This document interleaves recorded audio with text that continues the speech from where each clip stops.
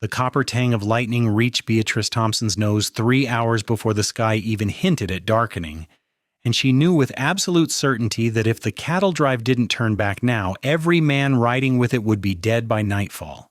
She stood outside the general store in Ruby City, Idaho, her flour-dusted hands gripping the porch railing as she watched the dust cloud on the eastern horizon where Harrison Miller and his crew were pushing 200 head toward the mountain pass. It was July of 1876, and the sky stretched blue and endless above the Owyhee Mountains, not a cloud to be seen for miles. Any sensible person would have called her crazy for what she was about to do, but Beatrice had learned long ago that her nose didn't lie, even when her eyes tried to convince her otherwise. She untied her apron with quick, decisive movements and tossed it through the doorway to her father's store. Her boots hit the packed dirt of Main Street at a run, her dark braid bouncing against her back as she made for the livery stable. Old Sam looked up from shoeing a mare, his weathered face creasing with concern. "Miss Beatrice, what in tarnation has got you moving like the devil himself is chasing you?" "I need a horse, Sam. The fastest one you have." She was already moving toward the stalls, her practical brown skirt swishing around her ankles. "Your father know you're about to go tearing out of town?" "My father will understand when I explain it to him later. Right now I need to catch Harrison Miller's drive before they reach Coyote Pass." Sam set down his hammer and wiped his hands on his leather apron, his expression shifting from curious to skeptical. "There ain't a storm within 50 miles of here, girl. What reason would you have to go chasing after that cattle drive?" Beatrice turned to face him, and something in her eyes must have convinced him because he nodded slowly and moved to saddle the roan gelding in the corner stall. She had lived in Ruby City for all of her 22 years, and everyone knew about Beatrice Thompson's peculiar gift. Some called it witchcraft, others called it nonsense, but enough of her predictions had come true that most folks had learned to at least listen when she spoke up about the weather. The problem was that Harrison Miller was new to these parts. He had arrived in Ruby City just 3 months ago with a reputation for being the best trail boss in Montana, hired by the Copper Creek Ranch to manage their expanding cattle operation. He was a man who trusted what he could see and touch, who made decisions based on facts and experience, not on the wild claims of a shopkeeper's daughter who said she could smell storms coming. Beatrice had met him exactly twice. The first time had been in her father's store when he had come in to buy supplies, his presence filling the small space with an energy that had made her hands shake as she measured out his order of coffee and sugar. He was tall, lean in the way of men who spent their lives in the saddle, with dark hair that curled slightly at his collar and eyes the color of winter pine. When he had smiled at her and tipped his hat, she had felt something shift in her chest, a sensation as distinct and undeniable as the smell of ozone before lightning.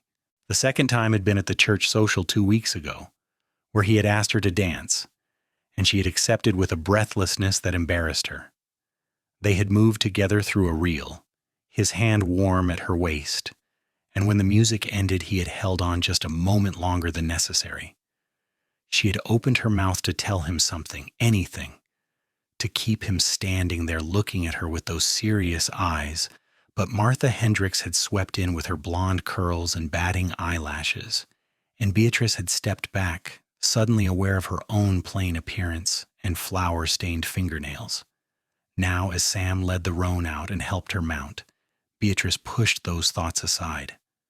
This wasn't about her foolish attraction to a man who probably didn't think of her twice. This was about saving lives.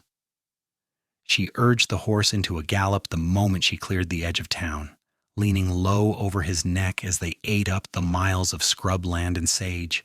The air was still and hot, the kind of oppressive heat that pressed down on the earth like a heavy hand, but beneath it all, that copper smell grew stronger with every passing minute.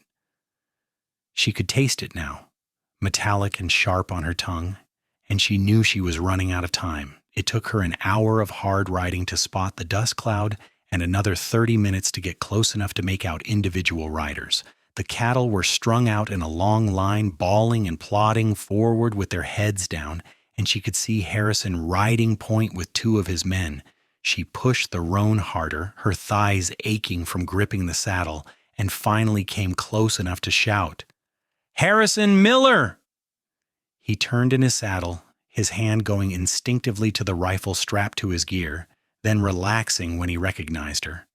He held up a hand to signal his men to keep moving, then wheeled his horse around and rode to meet her. When they came together, both horses blowing hard, his expression was more curious than welcoming. "Miss Thompson, this is a surprise. You are a long way from town."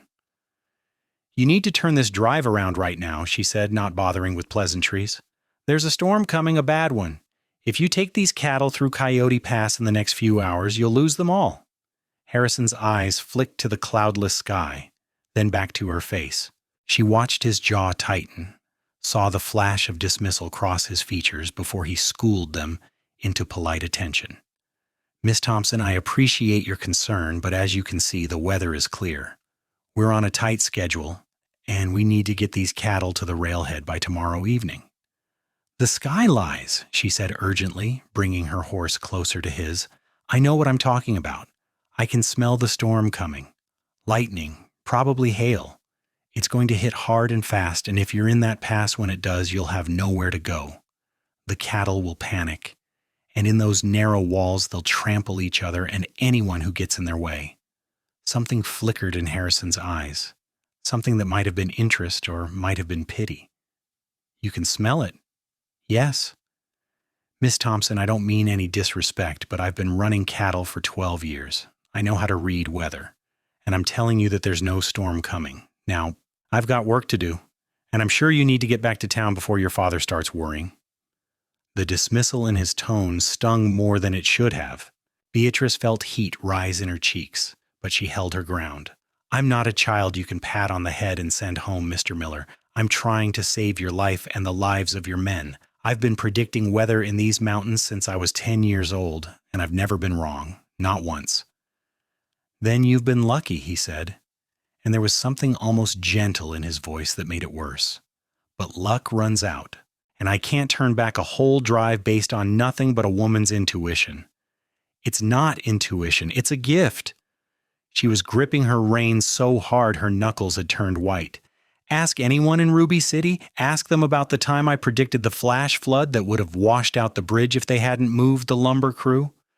Ask them about the blizzard that came in March when everyone else thought winter was over. Ask them about the lightning strike that would have burned down the church if they hadn't cleared the dry grass from around it." Harrison studied her for a long moment, and she could see him weighing her words, wanting to believe her, but unable to reconcile her claims with the evidence of his own senses. Finally, he shook his head. "I'm sorry, Miss Thompson, I truly am. But I have a job to do, and I can't afford to fail at it based on something I can't verify. Now please go home before you get hurt out here." He turned his horse and started back toward the cattle, and Beatrice sat there in her saddle, trembling with frustration and fear. She could have ridden back to Ruby City. She could have told herself that she had tried, that whatever happened next wasn't her fault. But as she watched Harrison rejoin his men, watched the long line of cattle plodding inexorably toward the pass, she knew she couldn't leave. Instead, she followed at a distance, keeping her horse to a walk as the drive moved forward. The sun beat down mercilessly, and the air grew thicker, heavier, though the sky remained stubbornly blue. The smell of copper intensified until it seemed to coat the inside of her mouth, and she could feel the hair on her arms beginning to rise with static electricity. They were halfway through Coyote Pass when the first cloud appeared. It materialized on the northern horizon like a dark bruise, small at first but growing with unnatural speed. Beatrice watched Harrison notice it, saw him stand in his stirrups to get a better look. Within 10 minutes, the cloud had spread across half the sky, roiling in black, shot through with veins of sickly green light. The temperature dropped 20 degrees in as many seconds, and the wind picked up with a howl that bounced off the canyon walls. Harrison was shouting orders, his voice barely audible over the rising wind. His men scrambled to turn the cattle, but the animals were already beginning to panic, their eyes rolling white as the first crack of thunder split the air.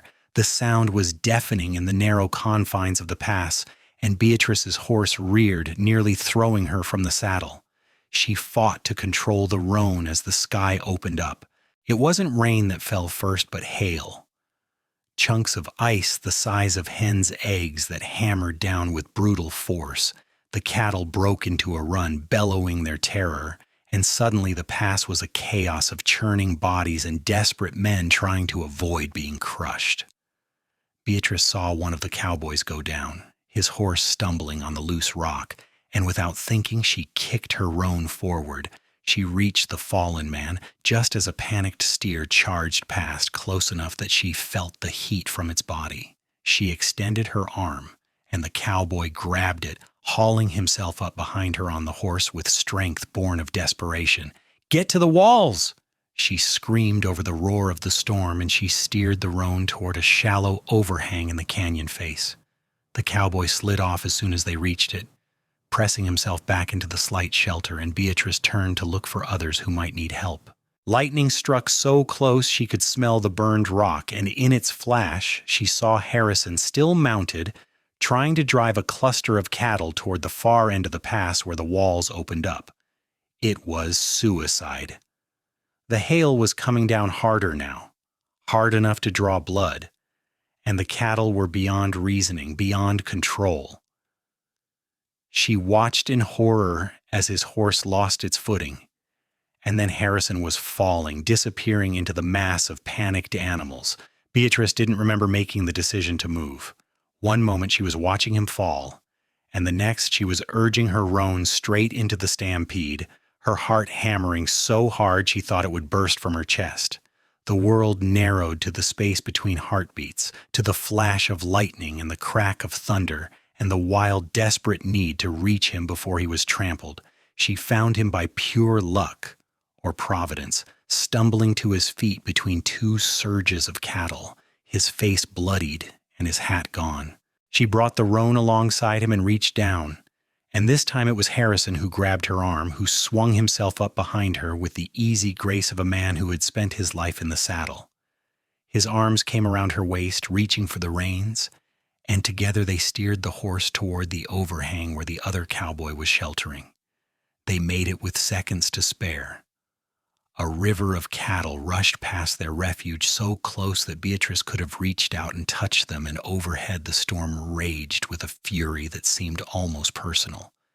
Harrison's arms were still around her, his chest pressed against her back, and she could feel him shaking, though whether from cold or shock or adrenaline she couldn't tell. The storm lasted 40 minutes. When it finally passed, moving south with the same terrifying speed with which it had arrived, it left behind a scene of devastation. 20 cattle lay dead or dying in the pass, crushed in the stampede or battered by the hail. The rest had scattered across miles of scrubland, and it would take days to round them up. One of Harrison's men had a broken arm. Another had a gash across his forehead that would need stitching, but miraculously, no one had been killed. Beatrice stood in the sudden stillness, her clothes soaked through and plastered to her skin, her braid coming undone, and watched as Harrison moved among his men, checking injuries and organizing the recovery effort. He moved with efficiency and authority, but she could see the shake in his hands when he thought no one was looking, could see the way he kept glancing back at the pass as though unable to believe what had just happened. Finally, he made his way to where she stood holding the roan's reins. Up close, she could see that his split lip was still bleeding, and there was a bruise darkening along his jaw. His shirt was torn, and he had lost one of his spurs. He looked at her for a long moment, his green eyes searching her face, and then he did something that surprised her. He reached out and touched her cheek, his fingers rough and gentle at the same time. "You saved my life," he said, his voice hoarse. "You tried to warn me and I wouldn't listen, and then you came back and saved my life anyway." "I couldn't just leave," she said, and was mortified to find that her own voice was shaking. "I tried to tell you." "I know." His hand fell away, but his eyes stayed on hers. "You did tell me, and I thought I knew better because I couldn't see what you could sense. I was a fool." "You weren't a fool. You just trusted your eyes instead of my nose. She managed a weak smile. Most people do. Most people don't have your gift. He glanced back at the pass again, then returned his attention to her. How long have you been able to do this? Smell the weather coming? Since I was a child, I don't know why or how, I just know that I can. She wrapped her arms around herself, suddenly aware of how cold she was in her wet clothes. My mother could do it too before she died. She said it was like having an extra sense, like being able to taste colors or hear textures. Some people thought she was a witch. Some people think I am too. You're not a witch, Harrison said firmly. You're someone with an ability that most folks don't understand, and that scares them. But I understand now, and I'm so grateful that you ignored my stupidity and came back to help us. One of his men called out, needing his attention for something, and Harrison reluctantly stepped back.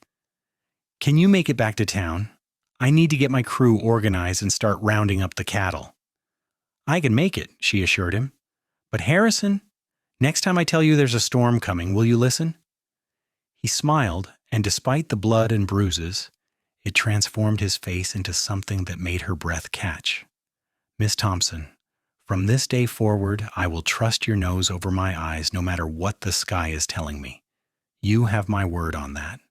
She rode back to Ruby City in the late afternoon sun, her clothes drying stiffly against her skin, and tried to process everything that had happened. Her hands were still shaking when she finally dismounted at the livery stable, and old Sam took one look at her and immediately sent his boy running to fetch her father.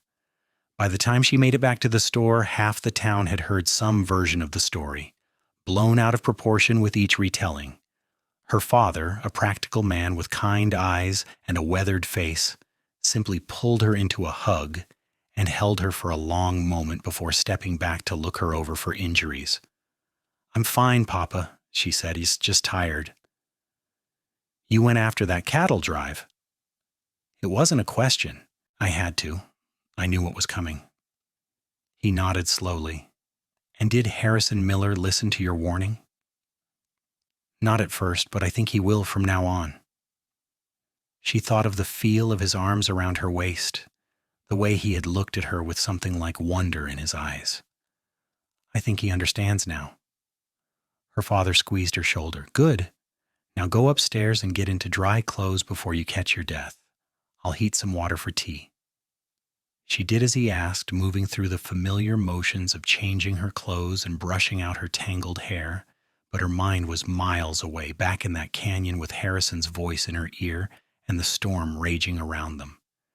She wondered if he was thinking about her too, if he was replaying those moments when they had ridden together through the stampede, moving as one person on the back of her roan horse. She didn't have to wonder long. 3 days later, Harrison rode into Ruby City leading what was left of his scattered herd, his men looking haggard and exhausted from days of roundup work. He left his crew to handle getting the cattle to their holding pens and came directly to the general store, his boots heavy on the wooden steps. Beatrice was behind the counter, measuring out dried beans for Mrs. Patterson when he walked in. She looked up, and their eyes met across the store, and Mrs. Patterson's measuring was forgotten entirely. Miss Thompson, Harrison said, removing his hat, might I have a word with you? Of course. She turned to Mrs. Patterson, who was watching with undisguised interest. I'll just be a moment. She followed Harrison outside onto the porch, acutely aware of the eyes watching them from inside the store and from across the street. He led her around to the side of the building, out of direct view, and then turned to face her. I wanted to thank you properly, he began, then seemed to struggle with how to continue. What you did, coming after us, risking your life to save mine and my men's, I don't have words adequate for that kind of bravery. You don't need to thank me, she said. I did what anyone would have done. No. He shook his head firmly. You did what no one else could have done because no one else knew that storm was coming. And more than that, you came back even after I dismissed you, even after I made it clear I didn't believe you. That takes a kind of courage and compassion that's rare in this world. Beatrice felt heat rise in her cheeks. Well, I couldn't just let you all die out there. No, I don't suppose you could. He took a step closer, close enough that she had to tilt her head back to look up at him. Miss Thompson, I wonder if I might ask your permission to call on you. Properly, I mean. I'd like to get to know you better, if you're amenable to that. Her heart did something complicated in her chest. A flip and jump that left her breathless. You want to court me? I do.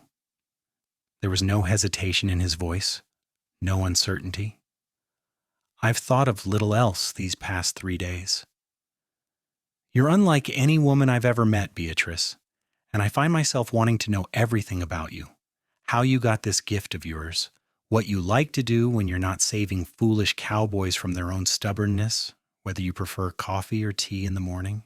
He paused, a slight smile playing at his lips. And I'd like you to know me too, if you're willing. I'm willing, she said, and the smile that spread across her face was so wide it made her cheeks hurt. I would like that very much, Harrison. His answering smile was worth every terrifying moment in that canyon, worth every skeptical look she had ever received for her strange gift. He reached out and took her hand, his rough palm warm against hers, and she felt that same shift in her chest she had felt the first time she saw him, only stronger now, deeper. I have to take the cattle to the railhead tomorrow, he said. But when I get back in 3 days, may I take you to dinner? Yes, she said simply, and held his hand a moment longer before reluctantly letting go. He left the next morning with his depleted herd and exhausted crew, but not before stopping by the store to say goodbye. Beatrice watched him ride out of town, and for the first time in her life, she wished she could smell something other than weather. She wished she could know if what was building between them would grow into something lasting, something real, but that wasn't how her gift worked. The 3 days passed with agonizing slowness. She went about her work in the store, measuring and weighing and wrapping purchases, but her mind was elsewhere. She found herself checking her appearance in the small mirror upstairs more often than usual, wondering if Harrison saw her as pretty or merely interesting, if he was thinking about her while he was gone or if he was too busy with work to spare her a thought. Her father watched her with knowing eyes but said nothing, just smiled when he caught her staring out the window toward the road that led east. Harrison returned on the afternoon of the 4th day, not the 3rd, and Beatrice's heart sank when she saw his expression as he walked into the store. He looked troubled, his brow furrowed, and she braced herself for disappointment. Beatrice, he said, and the fact that he used her first name in front of the 2 customers browsing the shelves made her stomach flutter. I need your help. There's a problem. She came around the counter immediately. What kind of problem? The Copper Creek Ranch is sending another herd through next week, bigger this time. 300 head. And the foreman is the one who hired me in the first place, a man named Jack Thornton. He's heard about what happened with the storm, and he thinks I'm making excuses for losing cattle. He doesn't believe in your gift, and he's planning to take the herd through Coyote Pass no matter what anyone says. Harrison's jaw was tight with frustration. I tried to tell him, but he's even more stubborn than I was. He won't listen unless he sees proof. Beatrice considered this. When is he planning to make the drive? He arrives in Ruby City tomorrow to pick up supplies, and he wants to head out the day after. Then we have 2 days to convince him. She untied her apron. Papa, I need to step out for a bit. Her father waved her on, his eyes twinkling with amusement, and Beatrice walked out into the afternoon sun with Harrison at her side. They made their way to the small park at the edge of town, where a few scraggly cottonwoods provided shade and a measure of privacy. How do I prove something that hasn't happened yet? She asked, settling onto one of the benches. I can tell him what I smell. But if he doesn't believe in my gift in the first place, my words won't mean anything. Harrison sat beside her close enough that their shoulders almost touched.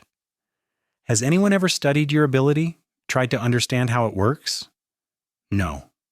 My mother had it, and her mother before her, but it's not something we talked about much outside the family. People either believe or they don't, and those who don't think we're making it up or that we're in league with dark forces. She looked down at her hands. It's easier to just use it quietly to help when I can and not make a fuss about it. But you made a fuss about it when you came after me, Harrison pointed out. You put yourself in danger to save people who didn't believe you. That's not quiet. That was different. I couldn't just let you all die. And you can't let Jack Thornton lead 300 cattle and 6 men into danger either. He turned to face her fully. Beatrice, I know this is asking a lot, but would you be willing to meet with him tomorrow? To try to make him understand? She wanted to say no. She wanted to tell Harrison that she had spent years avoiding exactly this kind of scrutiny. That the thought of standing in front of a skeptical stranger and explaining her gift made her feel sick with anxiety.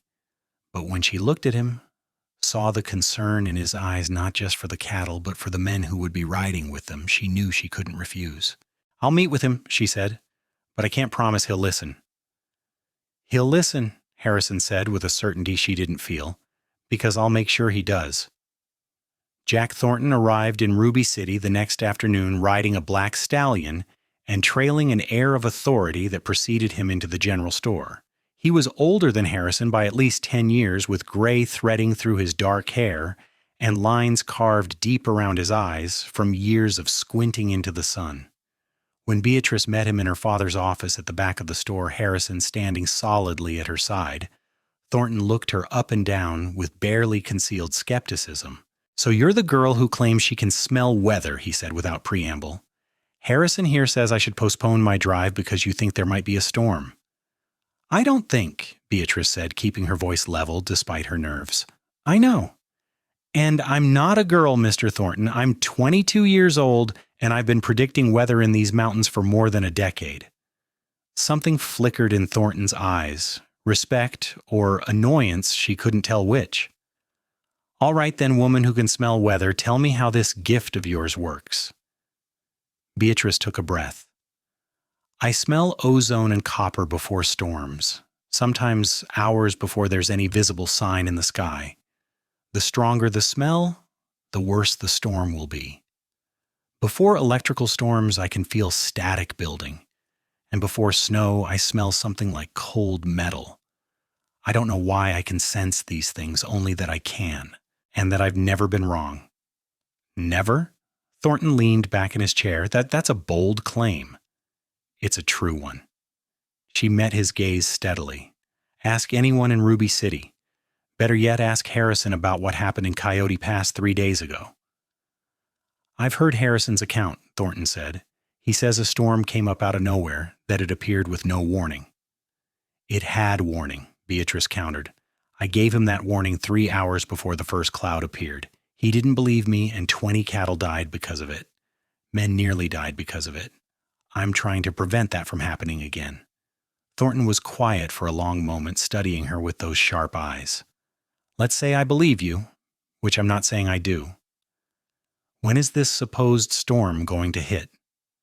Beatrice closed her eyes and breathed deeply, testing the air the way she had learned to do as a child. It was there, faint but present, that familiar copper tang underlying the smell of dust and horses in the cedar wood of her father's office. 4 days from now, she said, opening her eyes. Maybe 5. It's hard to be exact when it's still this far out, but it's coming, and it's going to be bad. 4 or 5 days. Thornton stroked his jaw. And you expect me to delay my drive, miss out on the railroad schedule, lose money and credibility based on something you smell that no one else can detect. I expect you to value the lives of your men and your cattle more than your schedule, Beatrice said, and was gratified to see Harrison hide a smile. But yes, that's what I'm asking. Thornton stood, and for a moment Beatrice thought he was going to simply walk out.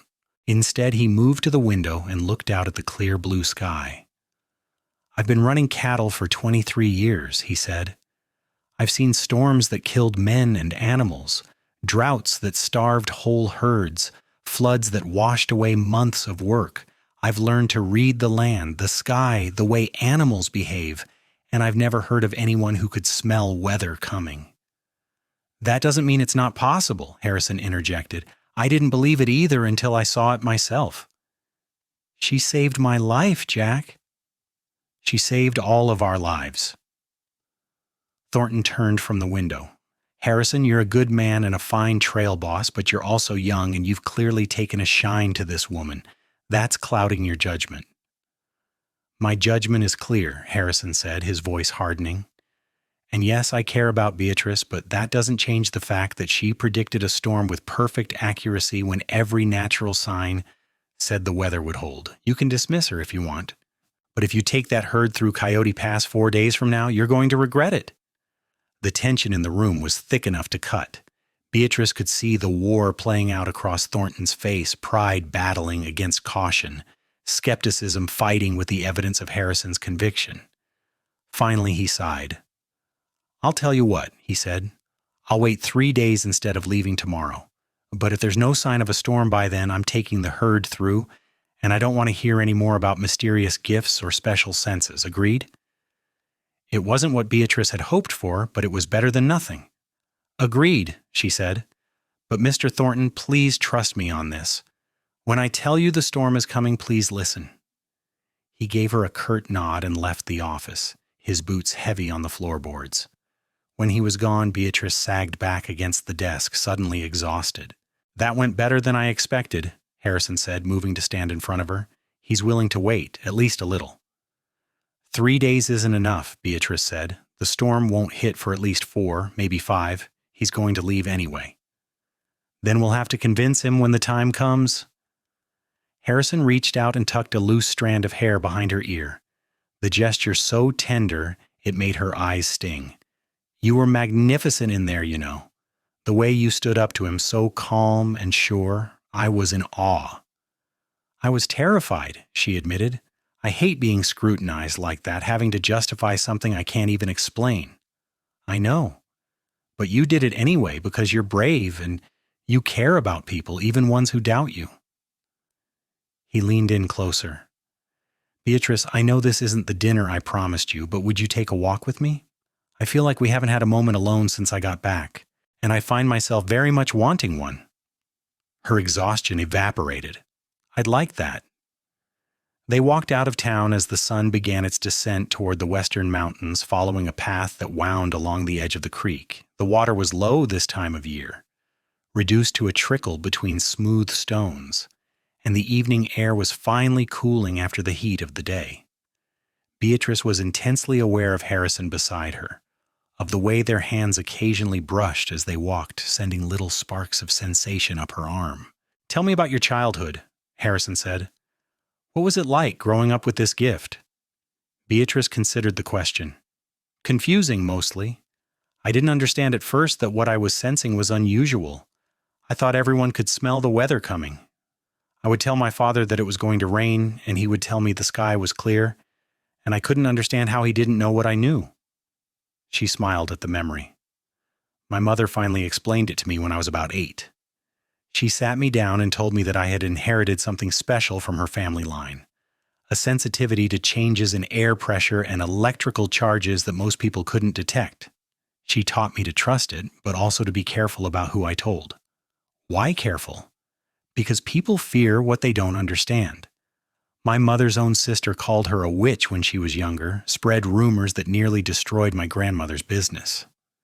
Mama learned to be subtle about her predictions, to frame them as guesses or intuition rather than certain knowledge. Beatrice paused to watch a hawk circle overhead.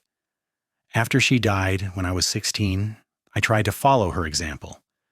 But I'm not as good at being subtle as she was.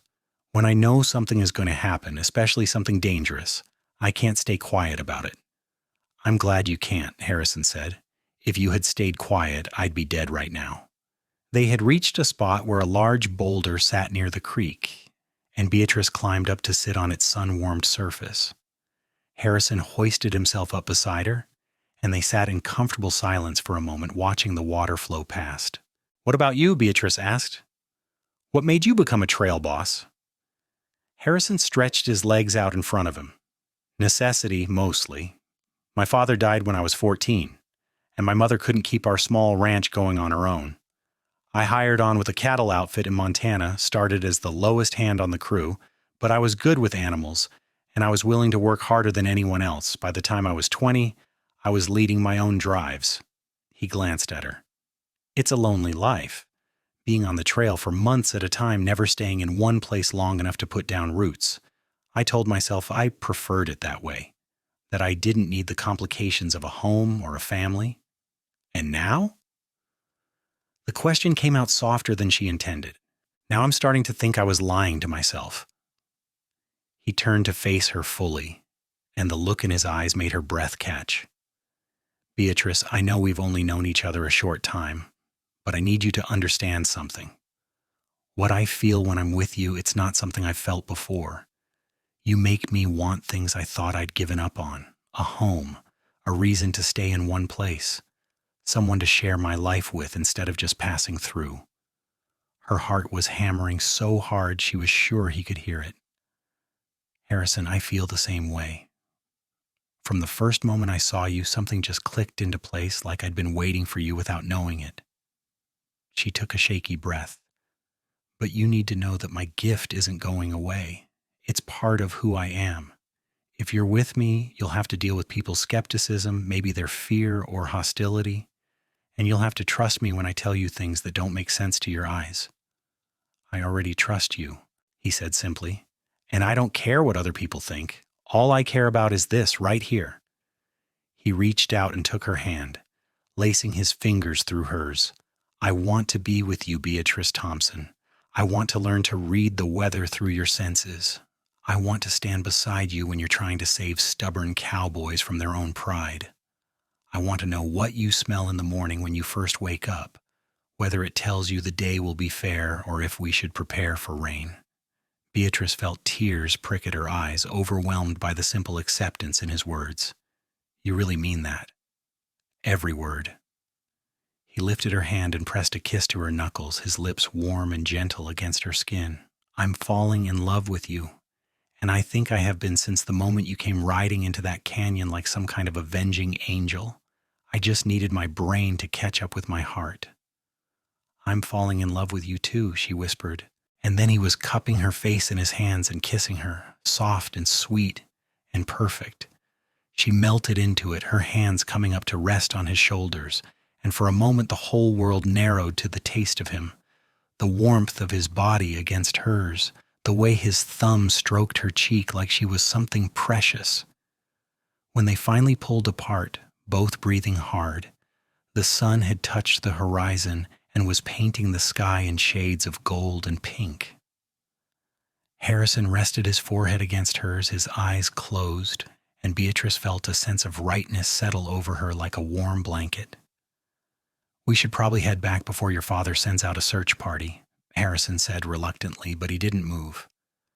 Probably, Beatrice agreed, but she didn't move either. They sat there until the first stars appeared, talking about everything and nothing, learning each other in the way new lovers do. Harrison told her about his mother, who lived in a small house in Helena and worried constantly about her wandering son. Beatrice told him about her dream of expanding her father's store, maybe adding a section for books since Ruby City had no library. They made plans for that dinner Harrison had promised, discussed whether they preferred summer or winter, debated the merits of coffee versus tea. By the time they walked back into town, hand in hand, Beatrice felt like she had known Harrison her entire life. And when he kissed her goodnight on the steps of the general store, sweet and chaste and full of promise, she went to bed with a smile on her face and warmth in her heart. The next 3 days passed in a blur of work and stolen moments. Harrison helped around the store when he could, claiming he needed to learn the business if he was going to be part of Beatrice's life, and she found excuses to visit the cattle pens where he was helping prepare Thornton's herd for the drive. They ate lunch together under the cottonwoods, dinner at the small restaurant on Main Street, and spent every evening talking until the stars came out. But underneath the joy of their growing relationship, Beatrice felt the steady build of pressure in the air. The copper smell grew stronger each day, and by the morning of the 4th day, she woke to the sharp tang of ozone so powerful it made her teeth ache. She dressed quickly and hurried downstairs to find Harrison already in the store talking with her father. "It's today," she said without preamble. "The storm is going to hit today, probably this afternoon." Harrison's expression turned grim. "Jack is planning to leave in 2 hours. I need to talk to him." They found Thornton at the cattle pens, supervising his men as they did final checks on their gear. When he saw Harrison and Beatrice approaching, his face hardened into stubborn lines. "I know what you're going to say," he said before Harrison could speak, "and the answer is no. I've waited your 3 days and there's still not a cloud in the sky. I'm taking this herd through Coyote Pass today, and that's final." "Jack, please," Harrison said, "just look at her. She's telling you the storm is coming." "And I'm telling you that I've had enough of this nonsense." Thornton's voice rose. "I've lost money waiting around this town, and I'm not losing any more. If you want to stay here mooning over your girl and her fairy tales, that's your choice. But I'm leaving, and I'm taking my herd with me." Beatrice stepped forward. "Mr. Thornton, I understand you don't believe me. I understand that what I'm telling you seems impossible. But I'm begging you, please wait just a few more hours. If I'm wrong, you can leave then, and I'll never bother you again. But if I'm right, and you take those men and animals into that pass, you're condemning them to death." Something in her voice must have gotten through because Thornton paused.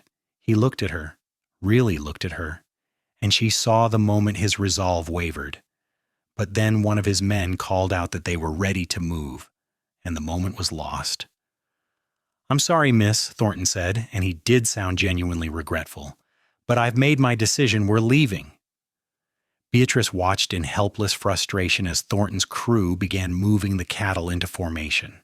Harrison stood beside her, his jaw clenched, and she could feel the tension radiating off him. "There has to be something we can do," she said desperately. "I could refuse to let him use my route map," Harrison suggested, but they both knew it wouldn't help. Thornton knew the way to Coyote Pass, and a map wouldn't change anything. As the herd began to move out of town, Beatrice made a decision. She turned to Harrison. "I'm going with them." "What?" "Beatrice, no. If the storm is as bad as you say, then someone needs to be there who knows it's coming, who can help when it hits." She was already moving toward the livery stable. "I'm not going to let those men die if there's any way I can help them." Harrison caught her arm. "Then I'm coming with you." "You don't work for Thornton anymore." "I don't care. You're not doing this alone." They saddled horses quickly, and by the time Thornton's drive was a mile outside of town, they were following at a discreet distance. If Thornton noticed them, he gave no sign, and his men were too focused on managing the cattle to pay attention to riders trailing behind. The morning air was oppressive, thick and still, in a way that made breathing feel like work. Beatrice could taste the storm now, metallic and sharp on her tongue, and her skin prickled with static electricity.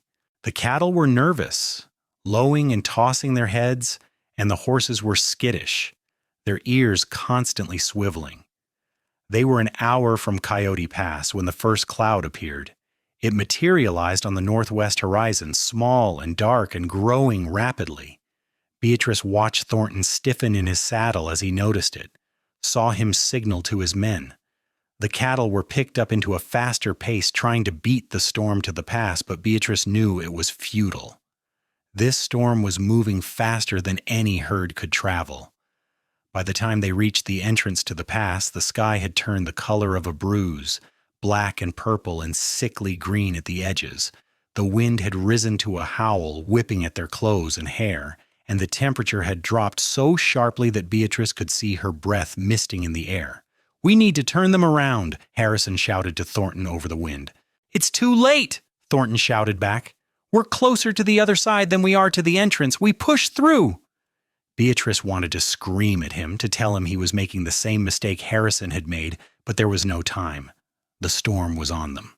The hail started first, small pellets that quickly grew to the size of walnuts. The cattle panicked immediately, bellowing and trying to turn back, but they were hemmed in by the narrow walls of the pass. Thornton's men struggled to control them, their shouts lost in the roar of the wind and thunder. Then the lightning came. It was like nothing Beatrice had ever seen, bolt after bolt striking the canyon walls. The sound so loud it was a physical force that made her bones vibrate. One bolt hit so close that she smelled burned rock and ozone, and her horse reared, nearly throwing her. Harrison was beside her instantly, his hand on her rein steadying her mount. "We need to get to cover." They fought their way toward an overhang Beatrice remembered from her previous trip through the pass, but one of Thornton's men was in trouble, his horse down and cattle surging around him. Harrison didn't hesitate.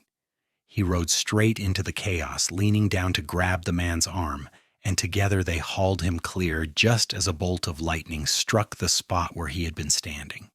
The storm raged for what felt like hours, but was probably only 30 minutes.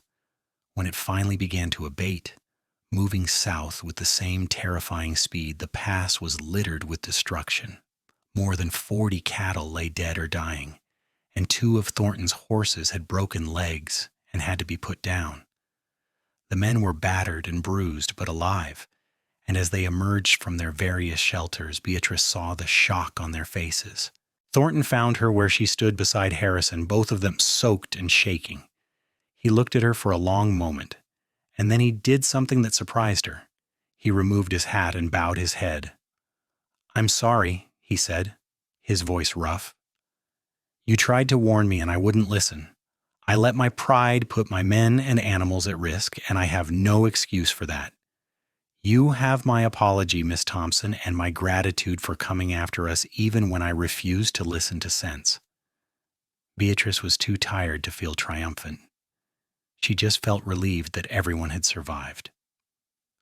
"I accept your apology, Mr. Thornton, and I hope you'll listen next time someone tries to warn you about danger, whether you can see it yourself or not." "I will," he promised. "You have my word on that."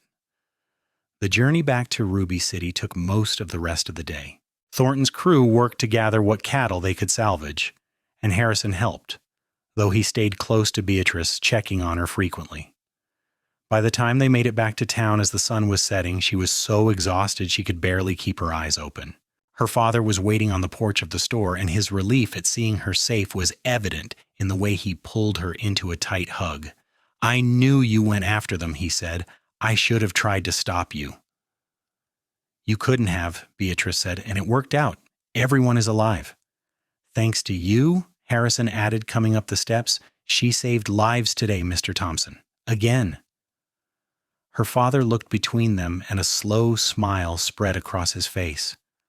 "I suppose I shouldn't be surprised. My daughter has always had a gift for knowing what's needed, even when no one else does." He clapped Harrison on the shoulder. "You'll take care of her?" "With my life," Harrison said seriously. "If she'll have me, that is." Beatrice felt her heart skip. "What are you saying?" Harrison took her hand. Right there on the porch with her father watching and half the town beginning to gather, curious about the commotion. "I'm saying that I can't imagine my life without you in it. I'm saying that I want to wake up every morning and ask you what the weather will be and trust your answer more than anything my eyes tell me. I'm saying that I love you, Beatrice Thompson, and I want to marry you if you'll have me." It wasn't the most romantic proposal, delivered as they were both soaking wet and exhausted and covered in trail dust, but to Beatrice it was perfect because it was real and honest and completely Harrison. "Yes," she said, her voice thick with emotion. "Yes, I'll marry you." He swept her up in his arms and kissed her right there in front of everyone, and the small crowd that had gathered burst into cheers and applause. When he finally set her down, both of them grinning like fools, her father was wiping his eyes. "I suppose I should give you my blessing," he said gruffly, "though it seems you've already made up your minds." "We have," Harrison agreed, "but your blessing would mean everything, sir." "Then you have it," her father said. "Welcome to the family, son." The wedding took place 6 weeks later in the small church at the center of Ruby City. Beatrice wore her mother's wedding dress, altered to fit her smaller frame, and carried wildflowers that Harrison had ridden into the mountains to pick himself. The church was packed with townspeople who had come to witness the marriage of the woman who could smell storms and the cowboy who had learned to trust her nose over his eyes. Jack Thornton gave her away, standing in for her late mother in a gesture that made her tear up. Harrison stood at the altar in his best suit, his dark hair neatly combed for once, and when Beatrice walked down the aisle toward him, the look on his face made her feel like the most beautiful woman in the world. They exchanged vows in front of Reverend Matthews, promising to love and honor each other through storm and sunshine, through doubt and certainty, through all the adventures life might bring. When Harrison slipped the simple gold band onto her finger, his hand was steady, and when she did the same for him, she felt a sense of completeness settle over her like a benediction. "I now pronounce you husband and wife," Reverend Matthews said with a warm smile. "Harrison, you may kiss your bride." And he did, sweet and lingering and full of promise, while the congregation erupted in cheers. The reception was held at the hotel, the largest building in Ruby City, and it seemed like the entire town had turned out to celebrate. There was music and dancing, food and drink, and endless toasts to the happy couple. Beatrice danced with her father, with Jack Thornton, with old Sam from the livery stable, but most of all she danced with Harrison, who held her like she was something precious and whispered in her ear all the things he planned to do to make her happy. As the evening wore on and the celebration showed no signs of slowing, Harrison leaned down and murmured, "What do you say we slip away? I'd like to have my wife to myself for a while." Beatrice smiled up at him. "I'd like that very much." They made their escape while everyone was distracted by a particularly energetic fiddle tune, slipping out the back door and into the cool evening air. Harrison had rented a small house on the edge of town, a place of their own to start their married life, and they walked there hand in hand under a sky full of stars. Inside, Harrison had prepared everything, from the fire already laid in the hearth to the wildflowers in vases on every surface. Beatrice felt tears prick her eyes at his thoughtfulness, at the care he had taken to make this place welcoming for her. "It's perfect," she said, turning to face him. "You're perfect." "I'm far from perfect," he said, pulling her close, "but I'm yours, and that's enough for me." They made love for the first time that night, slow and tender and full of discovery.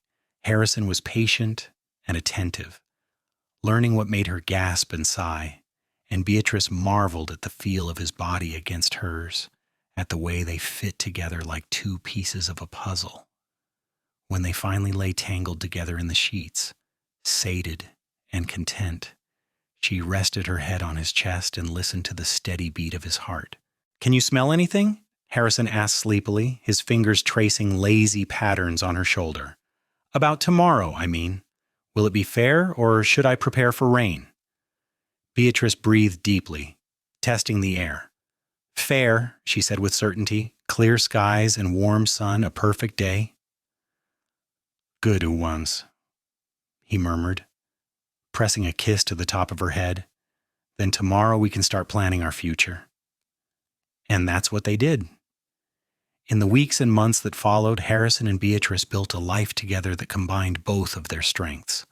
Harrison continued to work as a trail boss, but he only took jobs that would keep him close to Ruby City, and he consulted Beatrice on every drive, trusting her nose to guide him around dangerous weather. Her reputation grew, and before long ranchers from across Idaho were sending messengers to ask about conditions for their herds. Beatrice expanded her father's store, adding that section of books she had dreamed of, and Harrison helped her build shelves and organize inventory. They worked side by side, learning each other's rhythms, and every evening they would sit on their porch and watch the sunset, discussing the day and making plans for tomorrow. A year after their wedding, Beatrice realized that she was smelling something different, something that had nothing to do with weather. It was a sweet, warm scent that seemed to emanate from her own body, and when she mentioned it to the doctor in town, he confirmed what she had suspected. She was pregnant. Harrison's reaction when she told him was everything she could have hoped for. He picked her up and spun her around, laughing with pure joy, and then immediately became concerned that he had been too rough, that he might have hurt her or the baby. She had to reassure him repeatedly that she was fine, that she wasn't made of glass, and even then he treated her like precious china for the next several months. Their son was born on a clear spring morning in 1878, and they named him Thomas, after Harrison's father. He was a healthy baby with a powerful set of lungs, and from the moment Beatrice held him in her arms, she knew her life was complete.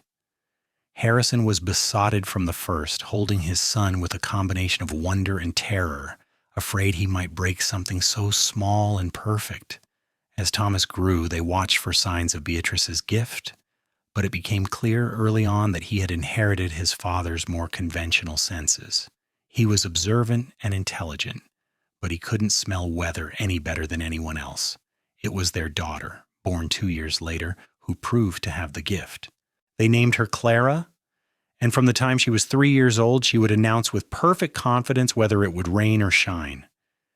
Beatrice felt a complicated mix of emotions as she realized her daughter would face the same skepticism and scrutiny she had endured, but Harrison was adamant that they would raise Clara to be proud of her gift, to see it as the blessing it was rather than something to hide. The years passed in a rhythm of seasons and storms, of cattle drives and school days, of quiet evenings on the porch and loud mornings at the breakfast table. Ruby City grew and changed around them, but the house on the edge of town remained a constant, a place of love and laughter and the occasional sharp scent of copper when a storm was brewing. Harrison proved to be an exceptional father, patient and kind, teaching Thomas to ride and rope while encouraging Clara's gift and helping her understand it. He never doubted Beatrice's predictions, never questioned when she told him a storm was coming, and his complete faith in her became something she relied on, a foundation that never wavered. When Thomas was 12 and Clara was 10, a terrible drought gripped Idaho. The cattle were suffering, the crops failing, and people began to talk about leaving, about abandoning Ruby City for places with more reliable water. Beatrice spent weeks testing the air, trying to sense any hint of moisture, but day after day brought nothing but clear skies and searing heat. Then one morning in August, she woke to a smell she hadn't encountered in months, the sharp, clean scent of coming rain. It was faint, so faint she almost dismissed it, but when she concentrated, she could tell it was real. "Harrison," she said, shaking her husband awake, "it's going to rain." He sat up immediately, years of trusting her nose making his response automatic. "When?" "Tomorrow, maybe the day after, but it's coming, and it's going to be significant." The news spread through Ruby City like wildfire. Some people were skeptical, pointing to the endlessly blue sky, but most had learned over the years to trust Beatrice Thompson Miller's predictions. Farmers prepared to catch as much water as they could, ranchers moved cattle to areas where flash floods might be a concern, and the whole town seemed to hold its breath. The rain came 36 hours later, starting as a gentle patter and building to a steady downpour that lasted for 3 days. It wasn't enough to completely break the drought, but it was enough to save the year's harvest, enough to fill the creeks and water the cattle, enough to give people hope that they could make it through. When the rain finally stopped and the sun emerged, Harrison found Beatrice standing in their garden, her face turned up to the sky, tears streaming down her cheeks. "What's wrong?" he asked, immediately concerned. "Nothing's wrong," she said, turning to him with a smile. "I just realized that I've spent my whole life being afraid people would think I was strange, that my gift would make me an outcast. But instead, I found you. I found a home where people trust me, a family that loves me, children who will carry on this gift or not as fate decides. I have everything I ever wanted, Harrison, and I never thought that would be possible." He pulled her into his arms, holding her close. "You gave me everything I needed too. A home, a purpose, someone to build a life with. You taught me to see the world differently, to trust in things I can't see or touch. You made me a better man, Beatrice." They stood there in the wet garden holding each other, while around them Ruby City came back to life after the drought. Their children's laughter drifted from the house where Clara was trying to teach Thomas to sense the moisture in the air, and the smell of rain-soaked earth filled Beatrice's nose with a sweetness that had nothing to do with weather and everything to do with contentment. As the years continued to pass, Harrison and Beatrice became pillars of the Ruby City community. Harrison served on the town council, helping to make decisions about growth and development, while Beatrice's weather predictions became so reliable that the railroad started consulting her about scheduling routes through the mountains. They were respected, beloved, and most importantly, they were happy. When Thomas turned 18, he announced his intention to become a rancher, and Harrison helped him purchase land north of Ruby City where he could start his own herd. Clara, meanwhile, showed an interest in medicine, fascinated by the way the human body worked, and Beatrice and Harrison scraped together the money to send her to nursing school in Boise, where her gift for sensing changes in weather translated surprisingly well to sensing changes in patients' conditions. The house felt empty with both children gone, but Harrison and Beatrice found that they enjoyed having time to themselves again. They took long rides into the mountains, revisiting the places where they had courted, and spent evenings reading aloud to each other from the books in Beatrice's ever-expanding collection. It was on one of these rides, when Beatrice was 45 and Harrison was 47, that she smelled something that stopped her heart. It was a scent she had never encountered before, sharp and metallic but different from the ozone of lightning, and it was coming from Harrison. She reined her horse to a stop, her heart hammering. "Harrison, how do you feel?" He looked at her in surprise. "Fine. Why?" "I smell something. Something wrong." She couldn't quite put words to what she was sensing, but her instinct screamed that something was off. "We need to get you to a doctor." Harrison started to argue that he felt perfectly well, but he had learned over 20 years of marriage never to dismiss Beatrice's senses. They rode back to town immediately, and Beatrice insisted the doctor examine him thoroughly. At first, the doctor could find nothing wrong, but Beatrice pushed him to check more carefully to look for things that might not be obvious. Finally, the doctor found it. Harrison's heart was showing signs of strain, a weakness that could have gone undetected until it was too late. The doctor prescribed rest and medication, warned Harrison to take things easier, and told him that if Beatrice hadn't caught it when she did, he might have had a fatal episode within months. Harrison looked at his wife with wonder and gratitude as they left the doctor's office. "You saved my life again," he said softly. "How many times is that now?" "I stopped counting," she said, but her hand shook as she held his. "I don't know what I'd do if I lost you, Harrison." "You won't," he promised. "Not if I can help it. And certainly not when I have a wife who can smell when something is wrong with me before I even feel it." He followed the doctor's orders religiously, cutting back on the physically demanding work and delegating more to the younger hands. Beatrice monitored him constantly, that strange metallic scent gradually fading as his heart strengthened with rest and treatment. It was a reminder of how fragile life could be, and they both became more conscious of treasuring each day they had together. Their 30th wedding anniversary came on a crisp autumn day in 1906. Thomas rode in from his ranch with his wife and 3 children, and Clara came home from Boise, where she had established herself as one of the most respected nurses in the city. The whole family gathered for a celebration that filled the house with noise and laughter and love. As Beatrice looked around at the people who had come from her and Harrison's love for each other, she felt a sense of profound gratitude. Her grandchildren were chasing each other through the house. Clara was deep in conversation with her father about the latest medical advances, and Thomas was helping set the table with the patient efficiency he had inherited from Harrison.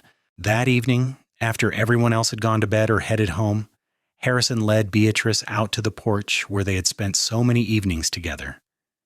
He produced a small package wrapped in plain paper.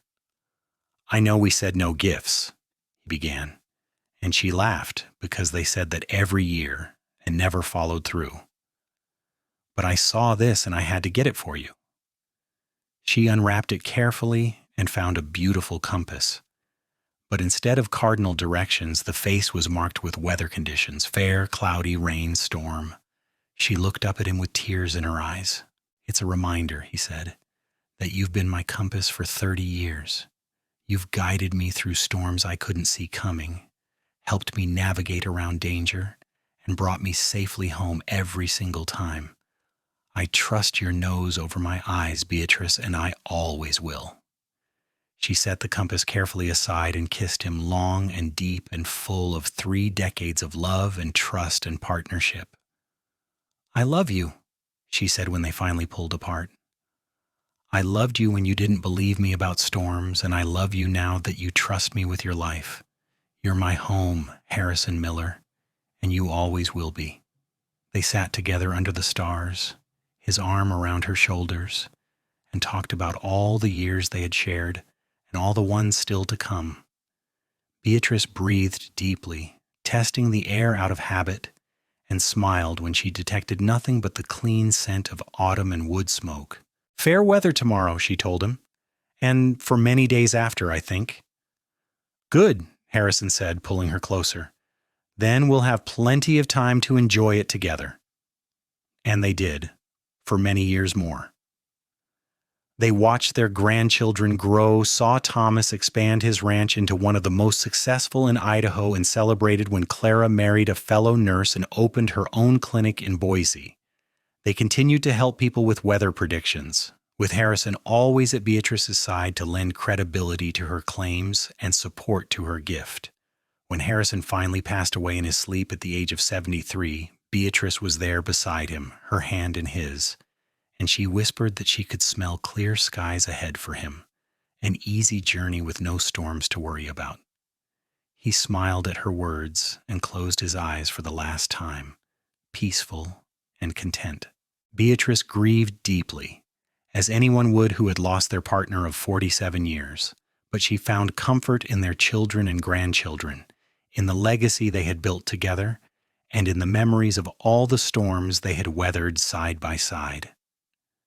She lived another 12 years, teaching Clara's daughter about the gift that seemed to have skipped a generation and reappeared in the child, and making sure that the story of how a cowboy learned to trust his wife's nose over his eyes was passed down through the family. On the morning she died, at the age of 84, Beatrice woke in her daughter's house in Boise and smiled.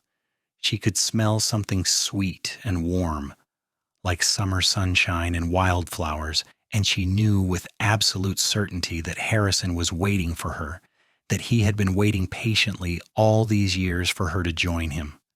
She closed her eyes and went to him gladly, ready for whatever weather they would face together in the next life. And in Ruby City, Idaho, people still told the story of the woman who could smell storms coming and the cowboy who learned to trust her nose over his eyes, who built a life together based on faith and love and the certainty that sometimes the most important things are the ones you can't see at all.